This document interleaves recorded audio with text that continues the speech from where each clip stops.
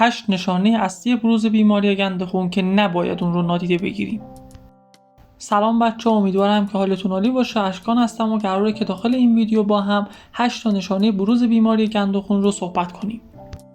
این نشانه ها اکثرا نشانه هایی هستن که مردم بهشون بی‌توجهن و ما باید زمانی که این نشانه ها رو توی بدن خودمون یا دوستان و اطرافیانمون دیدیم حتما به پزشک مراجعه بکنیم.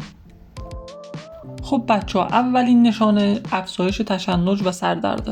تغییرات در سطح گند خون میتونه که باعث تغییرات روانشناختی بشه و در نتیجه اون تشنج‌ها و سردردها خیلی بیشتر میشه و افزایش پیدا میکنه.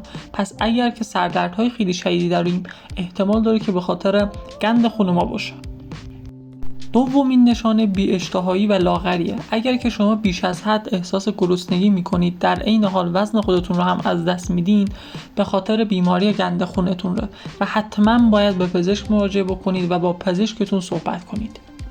سومین گزینه افزایش تحریکه. اگر که متوجه شدین بدنتون بیش از حد عرق میکنه، این عرق کردن یکی از عامل‌های اصلی بروز بیماری گند خونه و اگر که اینطوری باشه به احتمال خیلی زیاد به گند خون دچار شدین. چهارمین گزینه خشکی دهان و تشنگی بیش از حد.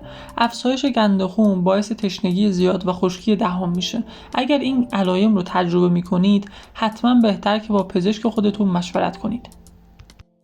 پنجمین نشانه بیقراری و اضطرابه. تغییرات در سطح خون میتونه که باعث افزایش سطح استرس در بدن بشه و روی وضعیت روحی تاثیر بذاره و در نتیجه اون اضطراب و بیقراری میاره. ششمین نشانه کاهش تمرکز و کارایی. بیماری گند خون میتونه که تمرکز و توانایی کارایی شما رو کاهش بده و اگر این تغییرات رو تجربه میکنید، حتما باید با پزشک مشاور خودتون صحبت کنید. هفتمین نشانه بروز خستگی و خواب‌آلودگیه. افزایش گند خون میتونه باعث خستگی زیاد، خواب‌آلودگی و انرژی کم بشه. اگر توی همین حالت قرار داریم، بهتره که حتما با پزشک خودتون صحبت بکنید. خب بچه‌ها، میرسیم به آخرین نشانه و اصلی ترین نشانه بیماری گند خون. زخم‌های بهبود ناپذیر و التهابات بالا بودن سطح گند خون میتونه باعث کاهش قدرت بهبود زخم‌ها و درمان التهابات بشه و اگر زخم‌هایی توی بدنتون وجود داره که بهبود پیدا نمی‌کنه و بهتر نمیشه، حتما باید با پزشک خودتون صحبت بکنید. امیدوارم این ویدیو براتون مفید باشه و بتونید که با کمک این ویدیو نشانه‌های بروز بیماری گند خون رو درک بکنید. اما باید تاکید بکنم که هیچ تشخیصی بدون مشاوره و معاینه پزشکی صحیح نیست. بنابراین اگر که شما یا عزیزانتون با هر یک از این نشانه‌ها مواجه شدین، بهتره که فوراً به پزشک خودتون مراجعه بکنید.